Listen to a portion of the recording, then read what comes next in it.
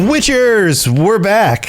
This is your host, Tom of Robots. I'm here with Toasty, and I have to apologize for missing last week. I got punched in the face and the throat and the chest with COVID last week, and I'm doing a lot better. You might still hear it a little bit in my voice, but my voice actually works this week, so at least we can do a show. But we are back. We need to wrap up season 3 of The Witcher. We've got the last 2 episodes to cover, and we're going to try to knock this out concisely. Is that the way to say it, Toasty? Yeah. This is a good word. Yeah, we'll try to get through it as best we can. And I know we're kind of past the it's not the statutes of limitations, the interest in this. If anybody's watching it, they've probably already watched it by now. They're probably already moving on to other things, but we need to wrap it up and get through it. So we're going to go through everything. So Toasty, let's talk about episode 7. Episode 7's probably the least or the lowest rated episode in Witcher history. Is the lowest rated episode in Witcher history. Yeah. Yeah. It's basically Ciri in the desert. Yeah. Which I like. We can get in obviously the things about it and like the things I think that like, because like I think it's a pretty like accurate episode as to what we like get in the book. Like we do just get her wandering the desert, like, and I'm sure that's not actually a very entertaining thing, which I think contributes a lot. There's obviously a lot of people that want to vote negatively on the episodes because of the things they've done wrong with the series, and I'm sure that there's a decent percentage of people in there that aren't excited about it because Geralt's not in the episode and it's just about women, and there's a good chunk about that people don't care about that, which, you know, yeah, whatever. But aside from that, this is Ciri's. I would just like to state though, go ahead. This is Ciri's story now. This is like The Witcher is not actually about Geralt. It is Ciri's story, and we're starting to get more into the fact that it is Ciri's story. So for the people that don't like her, well, you're SOL. Yeah, guess what? The books all kind of center around her and what's going on, and she's kind of the main thing. It starts with Geralt, but then it moves on to her. It's a kind of like Game of Thrones, starting with Ned Stark, but it's not Ned Stark's story. Right? Like, he starts out the story. The whole first book is about him, but then he's dead. And I'm not saying Geralt dies, but the story focus moves on to the other characters, and you kind of have that going on here. But episode 7, still, with all that said, it's a little painful. I mean, it drags on. Like, she suffers in the desert for what feels like forever, and we kind of suffer with her, which good art makes you feel something, so at least there's that, right? Yeah, and I definitely, like, as I did my rewatch, I definitely like saw more of these things here. But anyways, just hopping directly into the episode, she just gets dropped into the desert, like actually dropped from the sky into the desert. Right. Right. And we're not clear about which desert or where this is.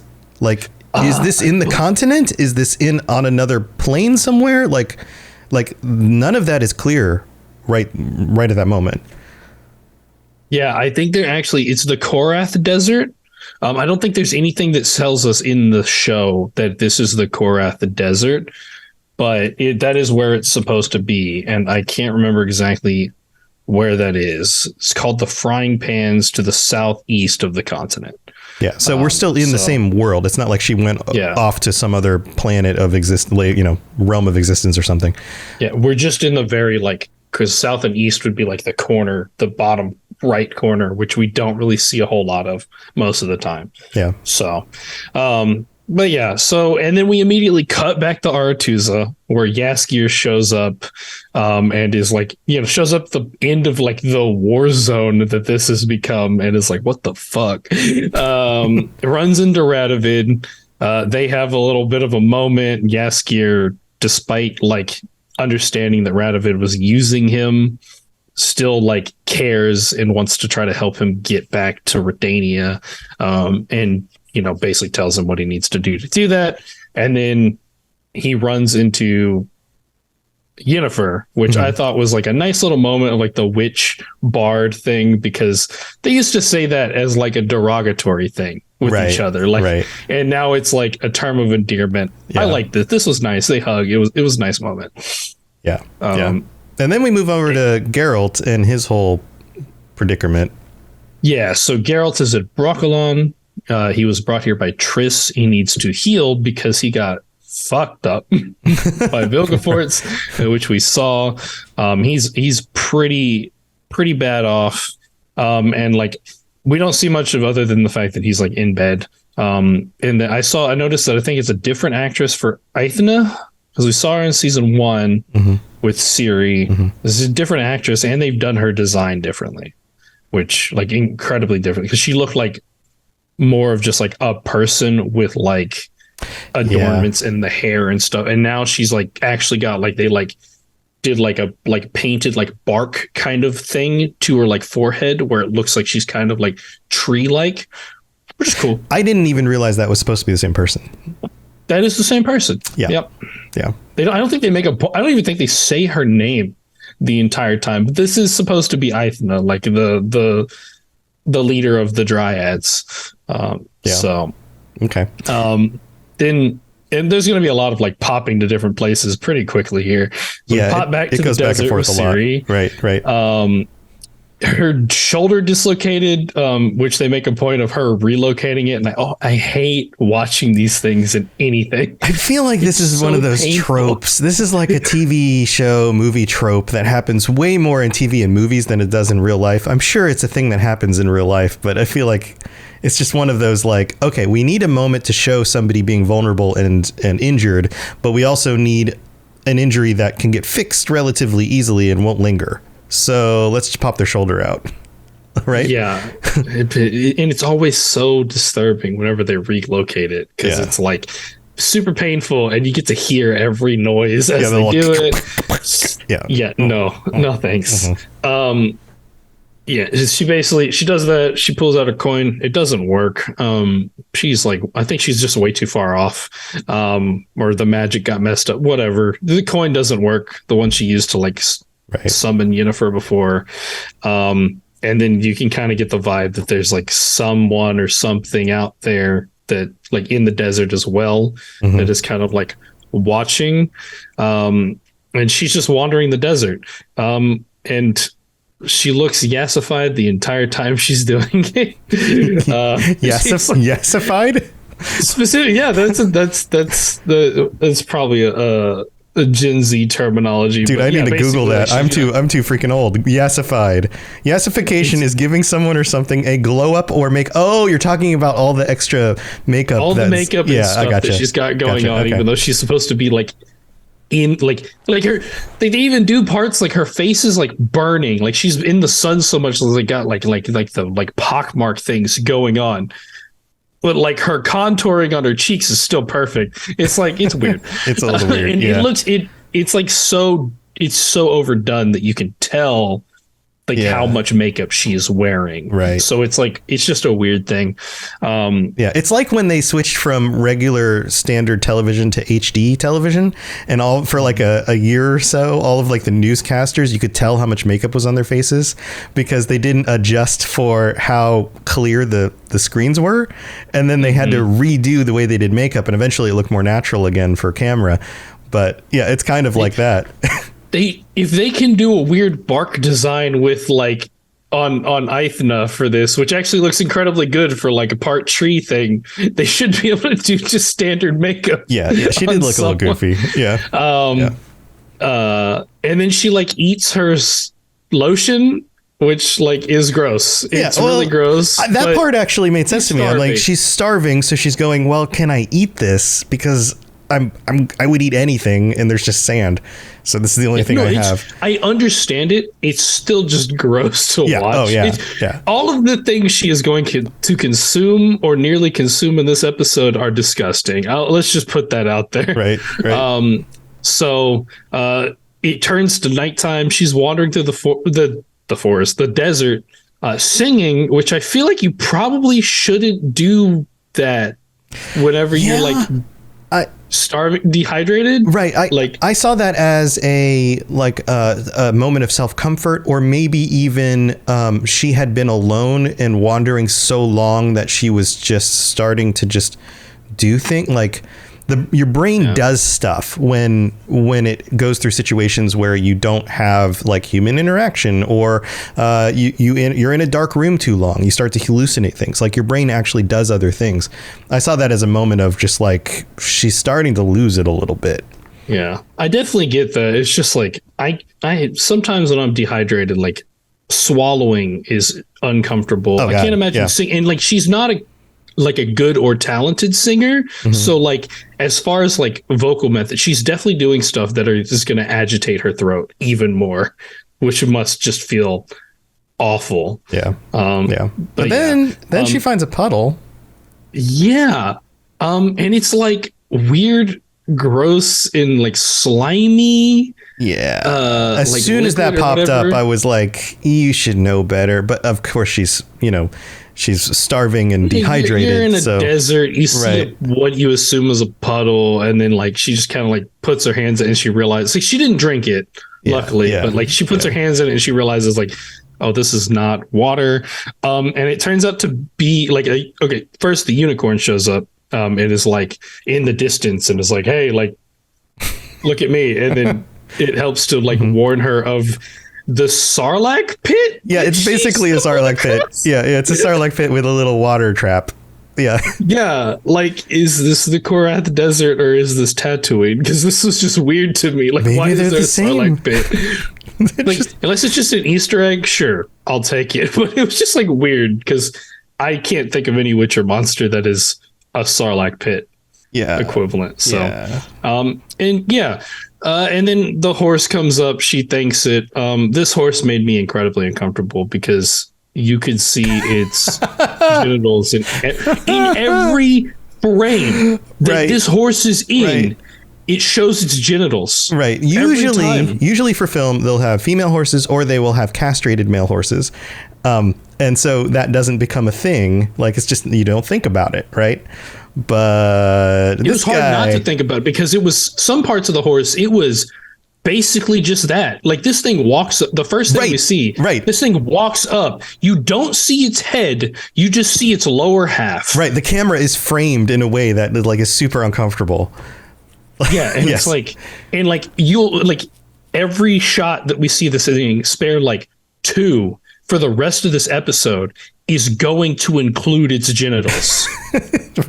It's just, this is the most uncomfortable horse. And I get the perspective of like, this is just what horses look like. So let's film a natural looking horse. And there's a certain amount of respect for moving cinema and film in a direction of like, this is how the world really does look. So let's just film the way the world actually looks. Right.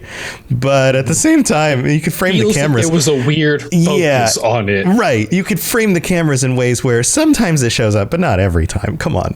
Yeah. It's a little weird. Yeah. And then because the horse is, or the unicorn, is like the only other person here, and is like, she like puts her, like, it seems to be leading her.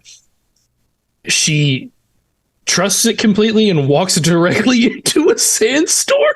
Yeah, that's a little, like there's having faith in something, and then there's walking into a sandstorm, and that's about the dumbest thing. Like, although once you see a sandstorm coming, minor sandstorm. Once you're there and the sandstorm's coming, it's like you're not getting out of the way.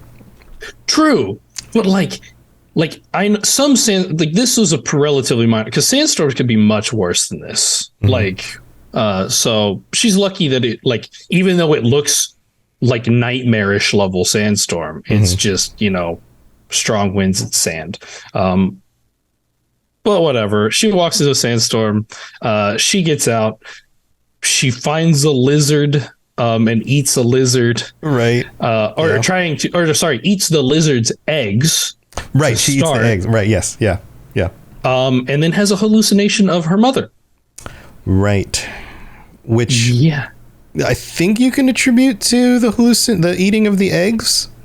There's some things had enough time to kick in. I think she's dehydrated. She's in a desert. Like, maybe this is kind of a thing that happens after like lots of starvation, dehydration. The question I had through a lot of this was, what effects is she just, you know, like dealing with dehydration and fatigue and all of that, right? Like what things are that? What things are some nefarious magical force doing to her, right? Like, so like, for example, was the hallucination brought on by something else? Is the unicorn actually there, or is it a hallucination in her mind? Are a lot of the things she's seeing things that aren't actually there, and she's trapped in some sort of magical way that's showing her a lot of things that are false, right? Like, what is the level of that? And that was never very clearly. I think we're just supposed to assume that she's suffering, and so she starts hallucinating. But it feels like that from the beginning with the evil presence thing, it made it feel like, okay, there's something that's causing this to happen to her that's not natural. It's like intentional from somebody else. Yeah. And I think that is a part of it. Right. So it's hard to determine which is which I think is on purpose. Yeah. But her mother, she looks terrifying, by the way. Like I don't know, the way they put like the wig on her or something, like just, she looks really scary. And obviously they have kind of like a weird like confrontation where it's obvious that Ciri has some things to work out when it comes to her mother, which fair enough, respect. And then she like gets angry, goes and grabs the lizard, beats it against the rock, and then like just bites into it. Yeah. Disgusting. Yeah. And then so later that night, she's like sleeping against the rock. She has like hallucination / dream / magical influence, where she's talking to a hooded figure in like a bar room that we will see later. Mm-hmm. And I kind of had already guessed that this was like, with the way they were doing this, that it was going to be Falca, which was great whenever it turned out to be. But it was very like, it was just interesting. And I also like, I just was clapping myself on the back because I was like, this is like, I heard them talk and they're doing like a British accent, I think. But like the way that their cadence was, I was like, I heard the Scottish for like a second and I was like, is this a Scottish actor? And I looked it up. It's a Scottish actress. Okay. I thought it was great. But you know, I'm just giving myself props on that one. And you know what? Some of the stuff, because I watched this last week, I'm trying to decipher my own notes. But the next day, I'm looking at this. We delayed the recording this a week. So the research happened a week ago. But yeah, she basically, the horse leads her, she's calling it a little horse now. The unicorn leads her to like a tree, and she's able to like use magic to pull the, I don't know if she's, or no, she didn't. She just stabbed the ground a couple of times and then the water like gushed up. And I don't think water works like that, but whatever, you know, it's fine. It like gushes up. She gets a drink. She offers some to the horse, which the horse like sniffs it and then turns away. And I think that this was a breakdown in like the horse training aspect, like for filming, because it's like it's supposed to look like the horse actually drinks, because she acts like the horse drinks, like, you know, it like is like, you know, there we go, now we're both good, but it kind of just sniffs it and looks away, and she kind of still acts like it drank the water, and it was like, right, okay, sure. And then we get the Calanthe hallucination. Grandma's time, like, yes. And I think a lot of the stuff that we're getting out of these hallucinations, because I didn't write down the whole context of it, but it's basically like her, like basically like the lack of power that Ciri feels she has, and these hallucinations taking the form of things to like even judging her more for that. Right. Well, for not having control and power and a lot of problems that she has. This season was a lot like her monologues this season were a lot about her wishing she could do more and feeling held back, feeling limited by that. And part of that is the fact that she doesn't feel like she can fulfill the role that she was supposed to fulfill. Like they lost the kingdom. She's now been wandering out in the wilderness and with witchers and sorceresses and running away from everybody rather than confronting them. And so she feels a certain lack of being able to follow through with her responsibilities and actually make the world a better place, because it is pretty terrible. And she feels like if anybody can do anything, it would be somebody in her position who should be able to, she comes from royalty and she has vast magical powers, right? Yeah. Like if she can't make the world a better place, then good luck, because nobody else can. And so she's kind of, this is coming to light in these hallucinations through her like subconscious. Is that was my interpretation of it. Yeah. And there's also a little bit, I think, in this part of like her, like the idea she had for Calanthe here that ended up being like changed drastically whenever she because she obviously had a high opinion of Calanthe. Then she like finds out later that Calanthe like basically just like killed any non-human that came across or whatever. And of course, her being of the elder blood, she is not completely human.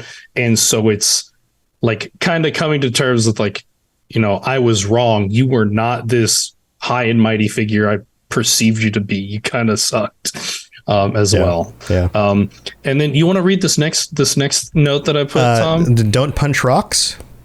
Mm-hmm. Don't punch rocks. Don't punch rocks. Which I thought was hilarious because I said that out loud. I wrote this and said, don't punch rocks. And then immediately after, and I had already seen it, but I had forgotten that this happened.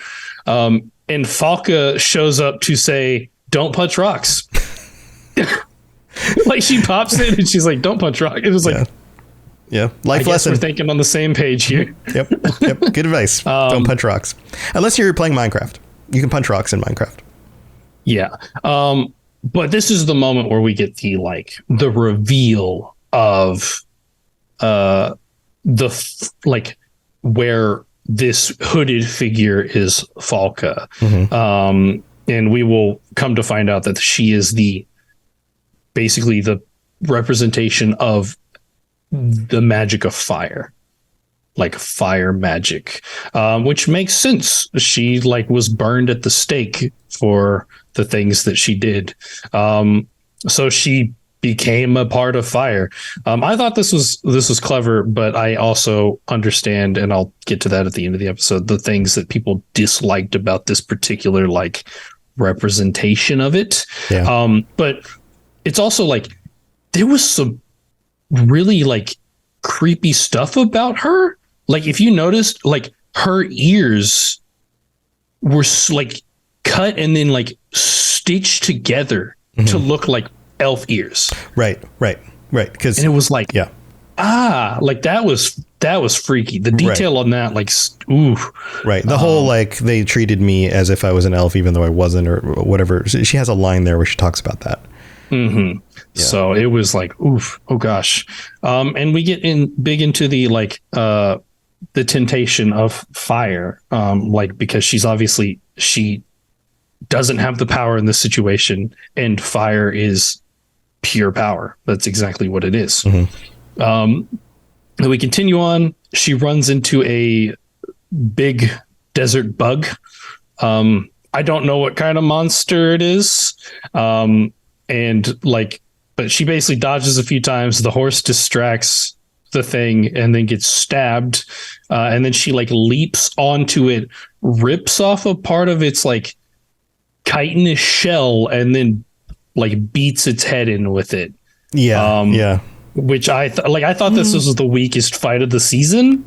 Yeah. I think it's supposed to establish how capable she is even in this dire situation, but it was a little bit over the top. Yeah, it was over the top. And it's the part that really gets is her just ripping off part of it. This thing, this is a giant armored bug thing. That thing is gotta be sealed. She's not just we know she trained, but she doesn't actually have enhanced strength or anything. Right. So for a 14, 16-year-old girl to just rip off. Well, heck, even for a grown man who's not a witcher to do something like that. If Garrett would have done that, I would have been I don't know about that one so much, but it maybe. But it was definitely that's weird. But Little Horse is super injured.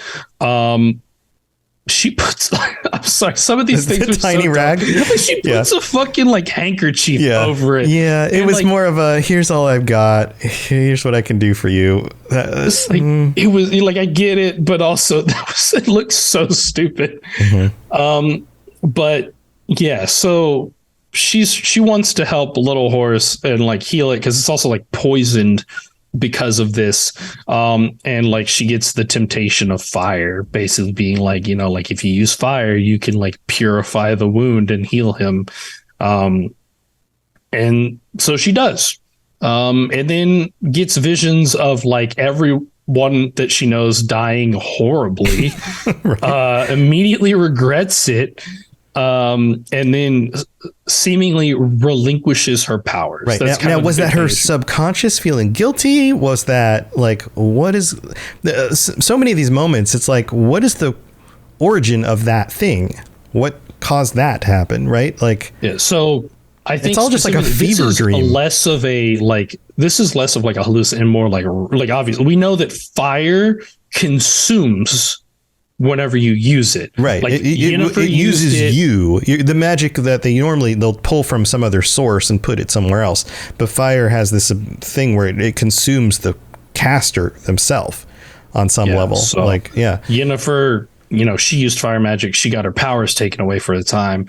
And then in this situation, Ciri used it and seemingly has to give up her powers because it was going to consume her completely if she didn't. And then she gets kidnapped by some like random people. And then we go back to Brokilon. We've been in the desert this whole time. We're back to Brokilon. Jaskier is like trying to enter. They're like, no, we're not allowed here. And then he sings apparently like a Dryad's most like vulnerable song choice, right? Because they all start like crying and they're like, you can enter now because we're so sad. It was a weird, right? Okay. I can't remember if he does that in the books, but I don't think it was weird. My Alexa just keeps fucking making shit happen. Weird. Mine does that too sometimes. Yeah. And then we get to see we see Milva. I can't remember if we saw her earlier in the episode, as it's hard to remember all the details. We probably did. But this is supposed to be Milva. She will be traveling with Geralt later. And I like the actress choice they did for this. She was in Shang-Chi, as Shang-Chi's sister. And obviously she knows how to, they're trained in martial arts. It wasn't that movie was these people know what they're doing.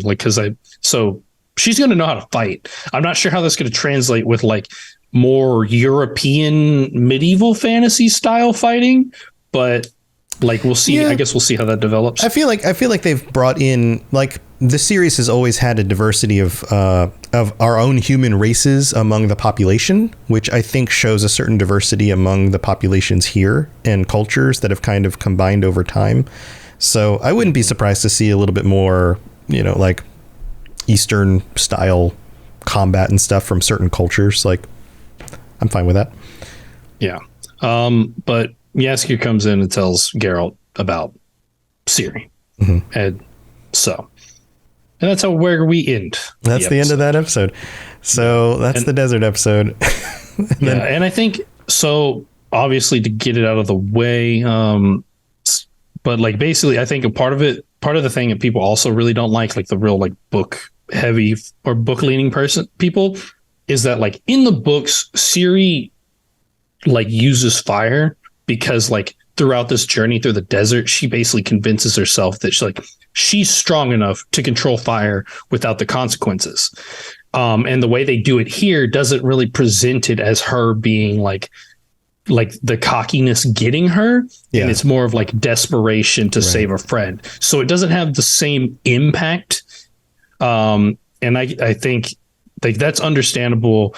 And I agree that's kind of does take away from it. I didn't think about that whenever I initially watched it, but after doing a bit of research to remind myself, I'm okay, yeah, that's actually a very significant difference to her mental state as far as fire was concerned. Right.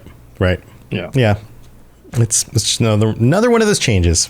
So, Yep. All right. Well, we've got episode 8 to get to, but first we have to go thank our patrons. So we will be right back. Very well. Let us get this over with. Something has infested my vineyard. Great. Let me go prepare my something oil then. All right, here we are in the middle of the show, and we've got a new patron. Actually, an old returning patron. Genesis signed back up as a Tier 4 patron, so she'll be joining us at the patron chat, which is coming up pretty soon. I mean, we skipped a week, so it's next week already because I was sick last week. So on the 28th, we'll be getting together with all our patrons and talking about some stuff, whatever they decide.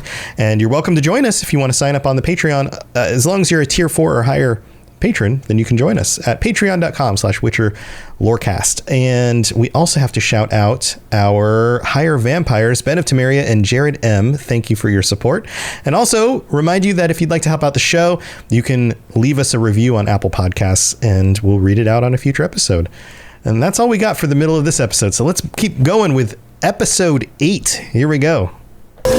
You smell of death and destiny, heroics and heartbreak. It's onion. Right, yeah. All right, we are back. All right, so let's get into episode 8. Now we're past the desert, and Yep. this We are back in. Oh, go ahead. this is the finale episode, and It's the finale. I don't know. My sense of it was like, eh. How did you feel? And yeah, we'll talk like more overall thoughts, I think, at the end. But we're back in Brokilon. We get Milva taking care of Geralt's, which is like she's real, like kind of like aggressive and confrontational with it. But it's fair. He's kind of in that, like, I think that mind state of like, it's like sort of hopeless. Yeah, he's just kind of a big bummer for most of this. Yeah. But we get like a hint of like her backstory. So in this situation, she's one of the dryads, I think, that was like human before and has like kind of transitioned. And you kind of tell she looks still, for the most part, human. Right. And she acts very human. She doesn't act and fall in line the way that some of these other dryads do. Yeah. And then one of the funnier Jaskier lines is just like, he's like witnessing their like bickering and he's like, there's a very weird energy here. Right. And yeah. you are correct. There is a weird energy. Yeah, it was one of those. So by this point, it was like the bickering came across to me as just kind of awkward and forced. And then Jaskier pointing it out was supposed to be like hanging a candle on it to make us as the audience feel like, oh yeah, that was intentional. This is fine. But even that felt a little bit awkward and forced. Like all of this, the dynamics between the three of them they just didn't land for me. And I can't put my finger on it. Maybe that's just me. I don't know. Okay, that's fair. But they, I think he gets like or that he like something comes to him, like a realization that he needs to get, like Geralt needs to get better. So he agrees to like actually try, and they bring in like the waters of Brokilon to heal him, where it's this more kind of like mystical healing ritual. They're like burning like herbs and then they pour the water into his wounds where it like burns, like it's like sizzling. So we know that these waters have like kind of like mystical properties, but they don't work.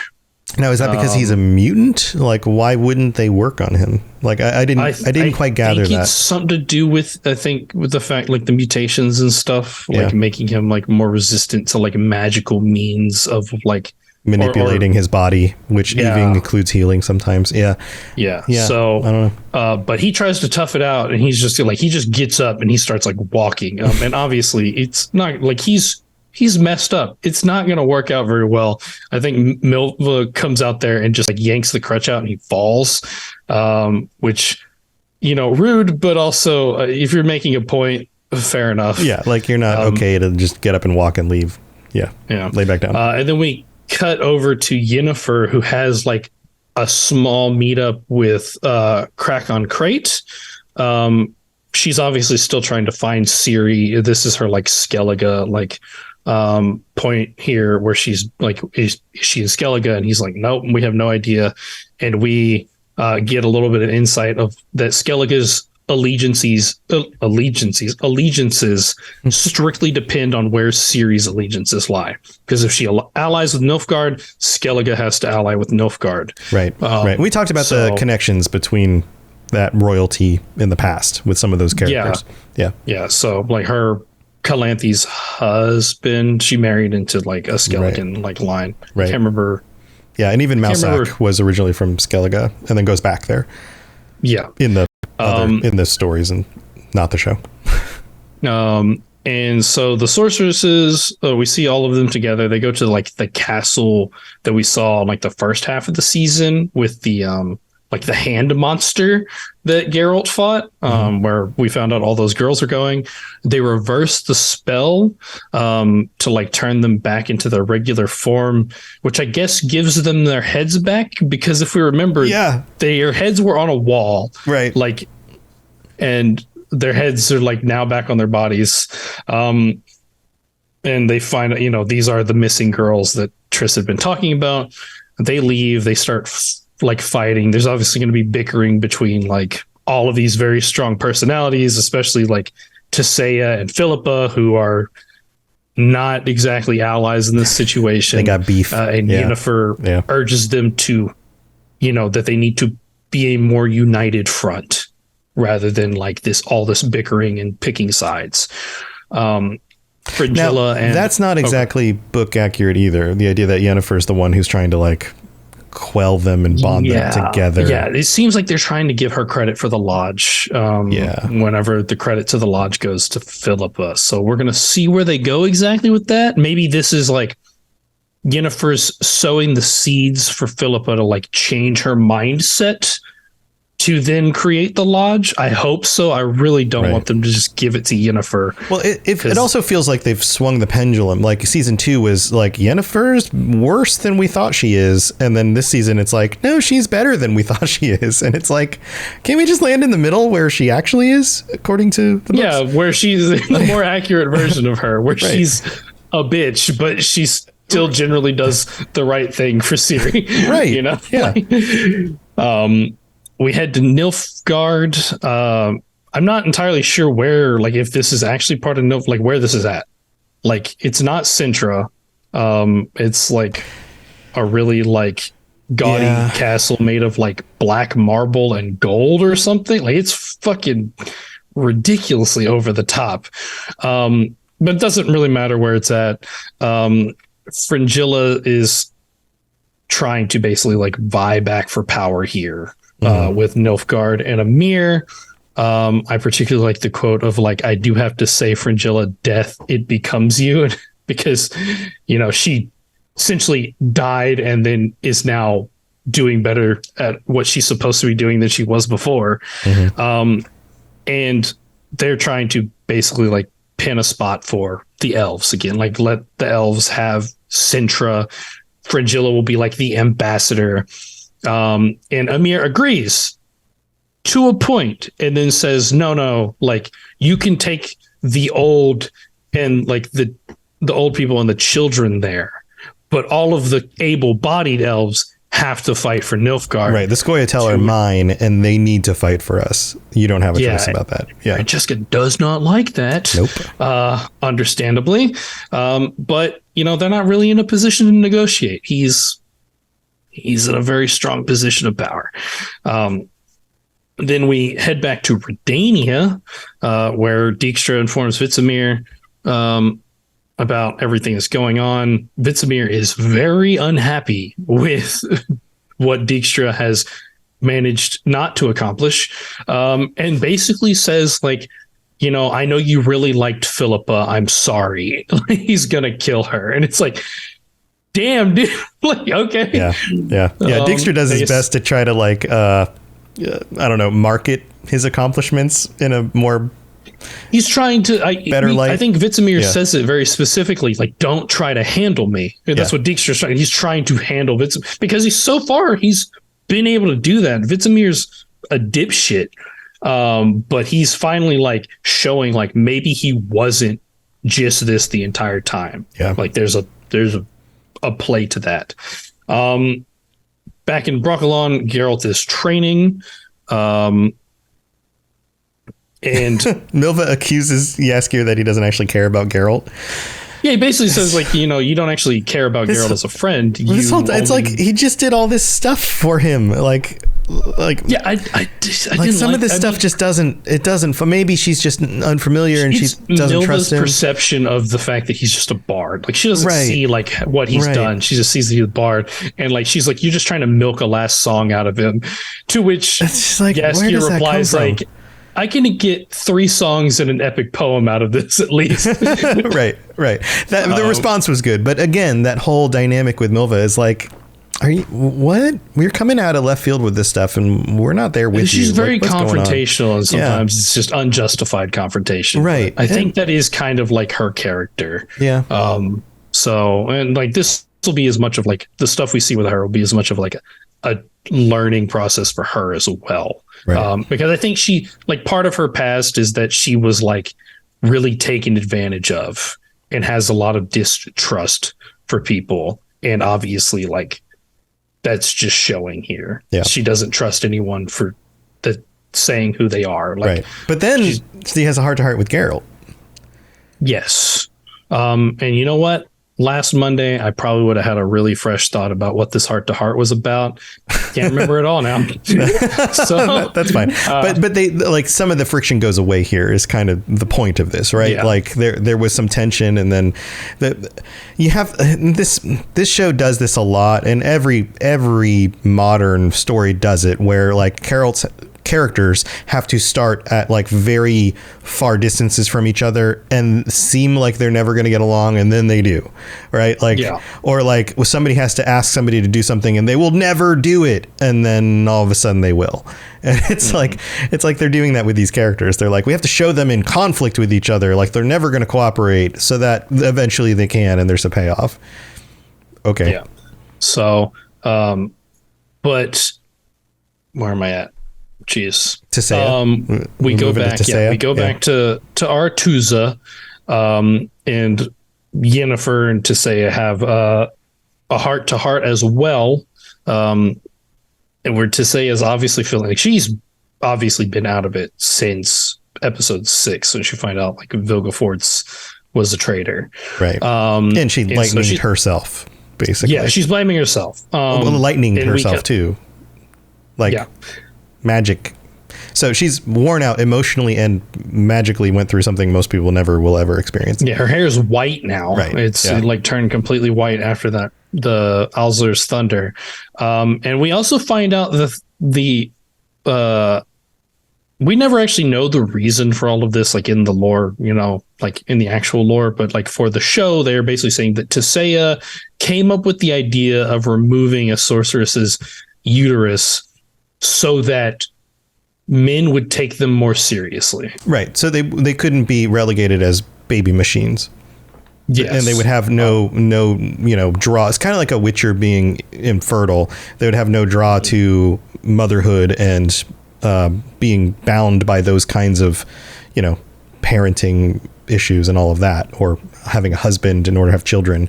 They'd be a little bit more free to make their own decisions.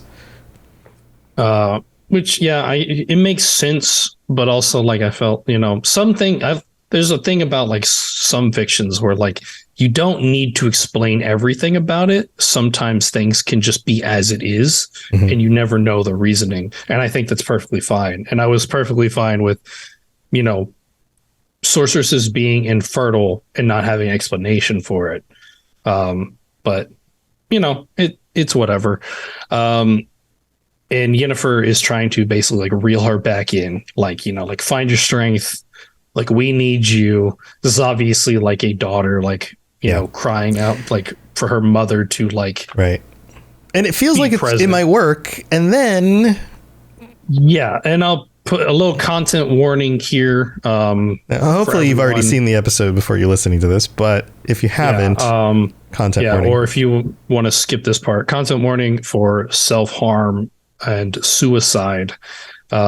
Skip ahead like 20 seconds if you don't want to hear it. But Tissaia slits her wrists and killing herself, and Yennefer basically feels it, which I thought was clever. I didn't ever think about it. But like when Yennefer in the first season tries to kill herself via slitting her wrists, it actually drew a direct parallel to this moment. Okay. Which I think is a clever thing to do way back when. But yeah, so Tissaia is gone. Is right. And it's actually like a sad death because like, you know, they just had this moment of like, it's like, it seems like, but it didn't. And meanwhile, the whole time this is happening, we're hearing like her like last letter to Yennefer. So I think she calls her Piglet, like in it. It's it's kind of touching in that kind of that kind of way. Yeah. Like, But now like, this is kind of like one of the like last straws for Yennefer. So she goes to Brokilon, and basically like, you know, is talking to like, I thought that was nice. Like she needed Geralt. She needed to talk to Geralt, and we see that Geralt like feels like the pain, like it hurts him to like see the pain that she's in because he like sheds the thug tear. The thug tear. Yeah, just a single thug tear. That's a good way to say it. Yeah.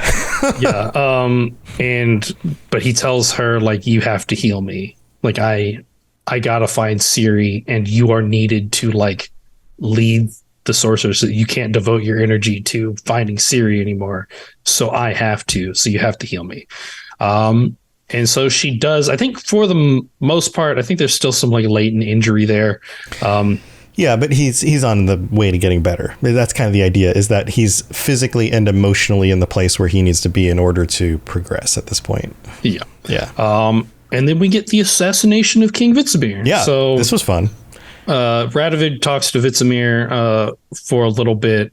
When he returns, we get Philippa, who like comes in, does like a weird like check in and leaves, and then like goes to see Dijkstra, where Dijkstra is basically ready to like offer himself up as like the person who needs to die, because that's what Vizimir said. He didn't say, he said someone needs to die. Right. Philippa was his choice, and Dijkstra was like, I'm willing to die so that she gets to live. That's an interesting, like, honorful, is that the right word? Honorable, that's the right word, kind of thing for him to be doing. I that struck me as a little bit weird, like the fact that he was like that willing. They make a weird, and it's always like not described like, but like they are in a relationship, like they are together, right? It's like in a way, it's a weird dynamic. She obviously doesn't quite have the feelings for him that he does for her, right? Yeah, but like, you know, she makes a point of like, you know, I knew I could trust you with my life, but like, this is not my plan. And so we see like that Vizimir gets assassinated by like her like handmaiden, right, her, the one that we saw earlier. So Vizimir is assassinated, and then we crown King Radovid. There's definitely still blood on the crown. I love your little note there. She like picks it up. Yeah, she, like, the whole thing is like this shocking situation, and then they just take control of it, and they're like, "Yep, and we got to crown you. Praise the new king," or whatever. It's obviously like still in Philippa's control. Like this is all part of her plan, because she like saw Radovid as more easily manipulated, and it's like, okay, well, we put him as king, and we can just kind of run things the way we see fit. But yeah, like. She picks it up out of a pool of blood, and then like she like wipes like a little like 2-inch portion of it, and I'm like, there's definitely still like so much blood on this crown. Like there's no way there's not. But what is? But you know, that's also there's a bit of symbolism there that I can get behind. Back in Nilfgaard, Fringilla and Francesca are talking about how they're gonna like get one up on Emhyr, basically, and then Fringilla accidentally lets slip about the baby situation, and that she knew that Emhyr had her baby killed, and now Francesca does not trust Fringilla anymore. Yeah, like oops, like we were gonna be best buds, but oh yeah, you screwed me, so I guess we're not best buds anymore. Yeah. This friendship is over. But we get back to Broccolon. Jaskier gives the best joke of the season because he's writing a song and he's making a lyric about the wind howling, howling wind, which is definitely a Witcher 3 reference because every time Geralt's like kind of idle, he's like, wind's howling. Yeah. It's a line that pops up a lot. This is I thought this was hilarious. Yeah. And then Dara shows up. Right. I guess Dara's in Broccolon, which is a little weird, but whatever. He's obviously got some stuff that he needs to like, get off his chest. And like he has like a thing where he like tells Geralt like, find her. And then I'm going to assume this is the last we're ever going to see of him in this show. Yeah, I found it odd that he was just all of a sudden there, but it made sense from a story reason to kind of have him because he's been involved in a lot of different ways throughout the story. And for him to be the tying up loose ends part of this episode of like everyone who was part of this part of the story who like isn't going to serve significance in the next part, or they're kind of saying goodbye to these people. Yeah, that's what that feels like. But it made sense from a story reason. It just didn't make sense from a location reason. But okay, yeah, like maybe everyone goes to Broccolon Forest when they need to spend some time alone with a bunch of other people. Yeah. So Geralt makes an elixir. It's unconventional. It's not the same usual ingredients, but he makes an elixir for himself, drinks it. We get a fight scene, which was pretty cool, of him just fighting like dryads. But like it was still a pretty like nice, like stretched out like combat scene. I think it was like a one take thing as well, because I think it's more of like a rotating camera rather than cutting. Which I thought, so it actually ended up looking good. I didn't mention the part of the whole thing where every time Geralt tries to do something, Milva like shoots an arrow in his direction and says dead. Right. Yeah, that was the thing for a while. And but it's fine. He's back on his game. He's ready to go. I can't remember the context of why I said, but I mentioned how ostentatious Nilfgaard is, so that's not important anymore. Oh, right. We're in Nilfgaard again, and Ciri has arrived. Or false Ciri. We get the false Ciri, but then you have a note here. Spider forts? Yeah, so Vilgefortz is like, he got like messed up in that explosion, and he has like, fixed himself up, but he looks like a spider. Like he's got like two more eyes on his forehead.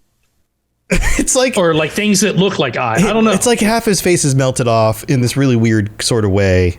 He has like a fully black like orb for an eye, and then there's like another orb here, and then maybe one in his cheek. It's or weird. Something. Yeah, it's he weird. Looks like a spider.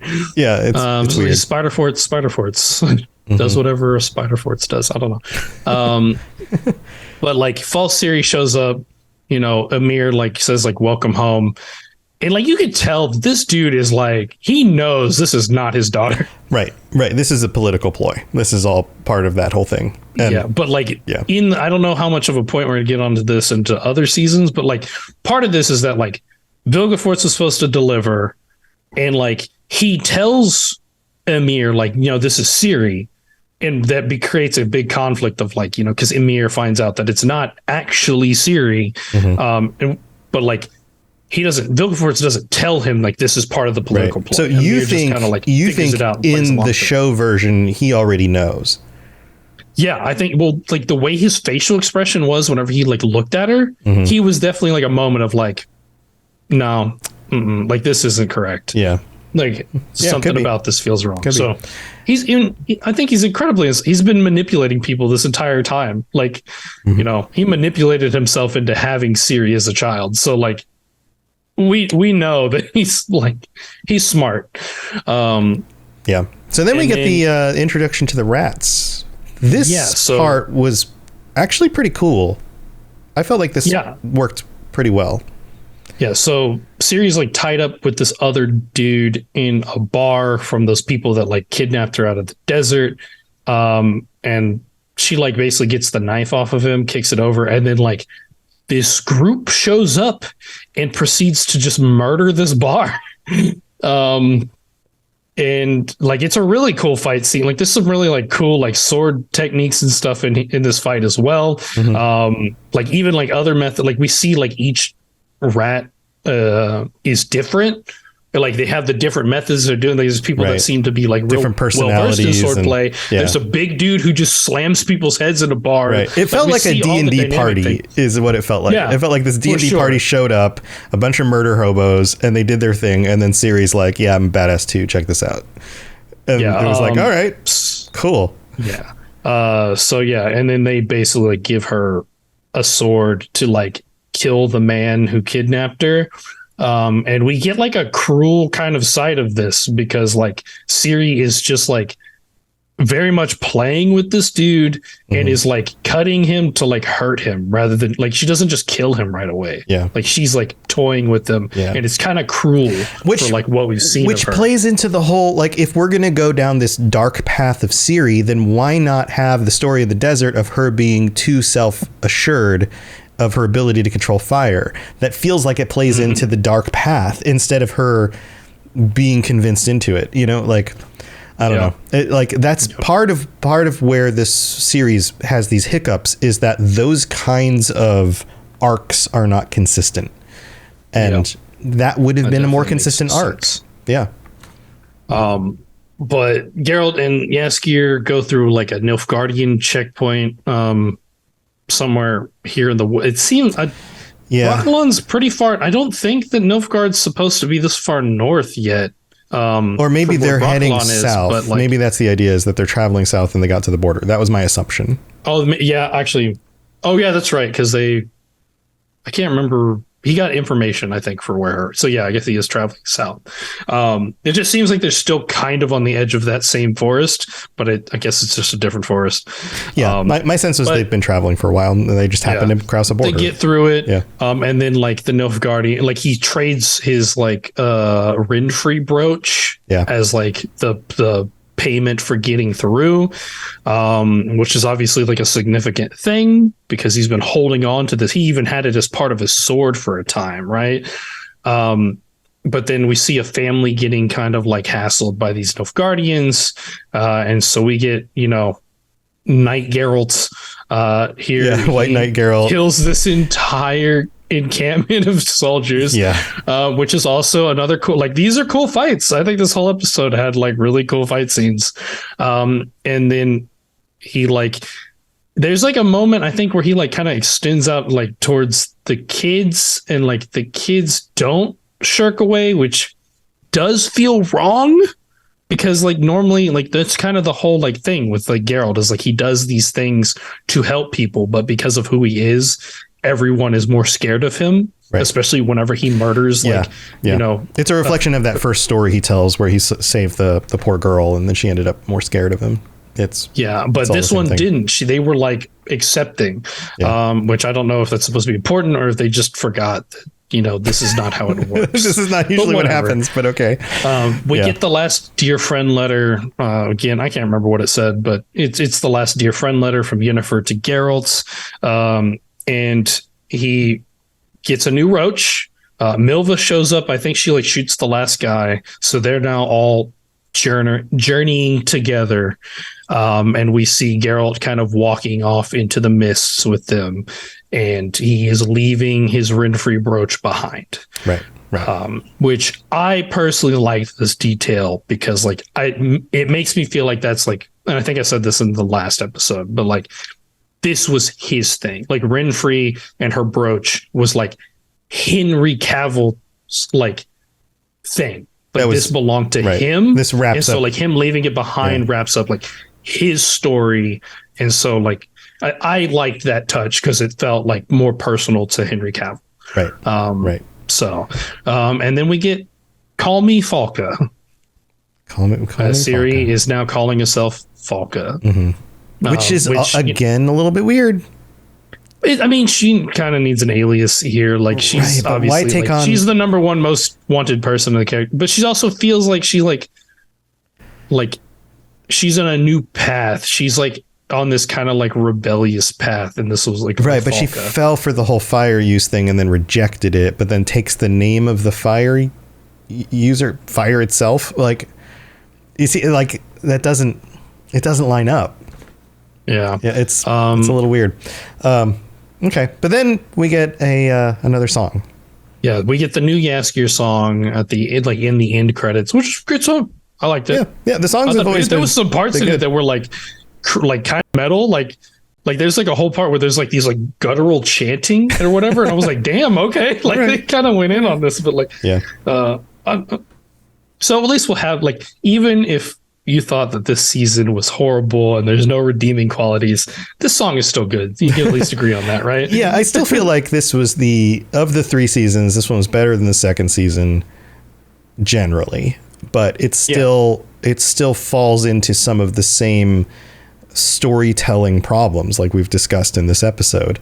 Now, whether it 100% aligns with the lore or not, that's a whole other thing, but sometimes it just doesn't. It just doesn't feel right sometimes. I think that there's kind of a thing, and I got this off of, I've been listening to like a podcast or whatever, people who like, they just like play video games and they talk about them essentially.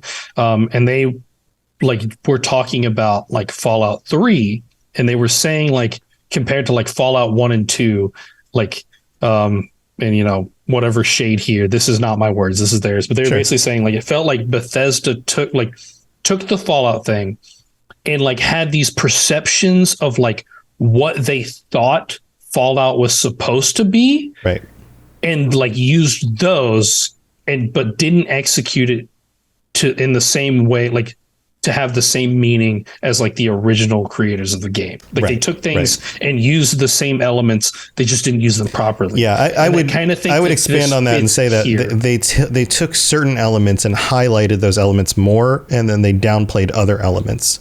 So you ended up with certain things that just were out of balance compared to the originals. So and I think that you can put that kind of argument into like thing here. Like this is kind of like, you see, like they had a certain perception and like, but they just didn't, they played up certain things a bit more than they needed to, and then didn't keep to the things that they needed to keep to that actually make the story. Yeah, my biggest complaint is sometimes the writing just feels heavy-handed, and sometimes the characters are not consistent.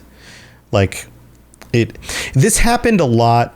So over the last 10 years or so, we've gotten writing for shows like this has progressed to the point where you have these arcs, right? And every episode plays into the next episode, and no episode is just kind of its own thing. But you go back to like the 90s, like the X-Files, let's use that as an example. There's the main story arc that happens every like 2 or 3 episodes. But in between those episodes, you would have these one-off stories that just happened off on the side, right? So you had the main alien arc, and maybe in a season of 20 episodes, there were like 7 or 8 episodes that were the main alien arc, but everything else was in between. And so that main alien arc felt consistent because it was often the same writers that were writing that arc. But the in-between episodes, you'd see different aspects of the characters that were a little bit different. And then over time with shows like Buffy, shows like we get to the late 90s, early 2000s, you had more of every episode was basically an arc that was part of the whole. And then now that's how TV shows are done. Everything is an arc and plays off of everything else. Everything from past episode has to carry forward with the next. But you still have different writers for each episode. So sometimes different writers will carry the arc forward in different ways. But sometimes that feels like you just get this like flip-flop. Like the writer of episode 3 didn't realize what the writers of episode 2 and 4 were really doing with the character. And so you get a little bit of a backtrack. And that this show kind of feels like that sometimes. Yeah. And I think maybe like, because obviously we're getting into like some of the other like extraneous things. We're talking about the fact that like, you know, Henry Cavill left the show. We're not going to have him anymore. And like, I know that there was a lot of contention before the season of like, you know, like what was the reasoning? Because there was obviously like, you know, and I was on the front of like Henry Cavill, you know, this wasn't like his fault situation, because obviously he left and it was like a lot of drama there. And we assumed, because he can't say why, obviously, like there's probably like contracts and shit in place of keeping him from like saying bad things about Netflix or like the runners of the show or whatever. But we all assumed it was like, you know, they just didn't hold true and they just veered off so far at this point that like he just lost faith in the show. And then there was stuff with like Netflix saying like, like, no, he just made he made some of the female actresses feel uncomfortable, right. and he's been a pain in the butt to everybody and all of that stuff. Yeah. I think we can say that I'm pretty sure that's not the case. Or he was just disgruntled with the whole situation, that he was just kind of a pain in the butt to the people who were in charge because he wanted to be in the pain in the butt, But like in here with this season, like obviously they had an improvement, but like there's very important things that they just lacked on. And I'm sure he tried to advocate like, this is the reason why the story is like, the Siri situation. I'm sure there was part of him that was like, this is the reason why like it's important for Siri to think that like to be overconfident and try to control fire rather than there being a desperation thing. And like, they were just like, no, we're just going to go with this story. Yeah. So season 1 felt like, and this is another analogy and we'll kind of wrap up the show. Season 1 felt like one of the first few seasons of Game of Thrones. Season 2 and 3 felt like the last 2 seasons of Game of Thrones, where it's like the writers just had to make up their own stuff, but you no longer had the magic of the original work. Like think about the first season of Game of Thrones. It sticks really closely to the book. It's really close. And because of that, it's really good. And then as that show went on, eventually they went past where the book, and they had to just make stuff up. And at that point, it just didn't feel the same. You just had these big jumps and big changes for characters. And, and it's one thing to have a really good author write something and be consistent within their own work and then hand that off to a bunch of other people who aren't that same caliber of author, and that's just what happens, I guess. It's unfortunate. At least we can say one really good thing about this latter half of this season is that they only said the word monoliths one time. As long as that happened, you were happy with it. That's true. I mean, they did stay away from the other stuff that we were afraid they were going to do after they did that whole one-off thing, whatever that was called. I don't remember the name of it anymore. Blood Origins. Blood Origins. Yeah, we were so afraid Blood Origins was going to like make the season even worse. It was obviously involved because like that book was the thing from Blood Origins, but like the Book of Monoliths. Yeah. But like they didn't make a point on any of this stuff except for Istrid being obsessed, which is like, okay, at least they stuck like to his character. That was fine. He's got an obsession with monoliths for some fucking reason, and at least the whole time he was obsessed with monoliths. R2's was burning down around him. But you know what? I got to get that book, though. So right. Yeah. They were consistent in his character. Yeah. Yeah. Well, those are our thoughts on the ending of season 3. And who knows what we'll get for season 4 with the writer's strike and all of that stuff and when that'll happen. But, hopefully we'll be able to review that and maybe it'll be okay. I guess we'll wait and see. Tess, do you have anything else you want to share before we head out? I also do the Cyberpunk Lorecast, as well as the Cyberpunk Red Live Play podcast, Cyberpunk apostrophe D. This was obviously we're coming up on Phantom Liberty, so I'm sure we're going to get into that more on the Lorecast, as well as just it was fun because yesterday marked the like day that Johnny Silverhand blew up Arasaka Tower. Right. Yes. In Cyberpunk, it happens August 20th, 2023. Which I heard that there was like a 5.5 magnitude earthquake in California. Oh no! Coincidence? And a hurricane. Yeah, well, hurricanes. Yeah, the hurricane's just weird. Like that's just wild. I think that's the first hurricane they've gotten since 1938. Yeah, something like that. Just wild. Who knows? Maybe Johnny's out there. But they need the rain causing havoc. Fair. Yeah, that's true. Well, go check out Toasty Shows and go check out the rest of my shows. I do a bunch of other lorecasts over at robotsradio.net. And that's going to do it for this week. We'll be back next week with our patrons. So patron episode coming up. And until then, Toasty. Stay safe on the path. There you go, buddy. All right. We'll see you all later. Thanks for tuning in to the Witcher Lorecast. We'd love to hear about your experiences with the games and the books and the TV series and all your thoughts on everything. Please check out the Robots Radio Discord and follow us on Twitter at Witcher Lorecast. You've been listening to a Robots Radio podcast. Smart shows for interesting people. Check out all the shows at robotsradio.net.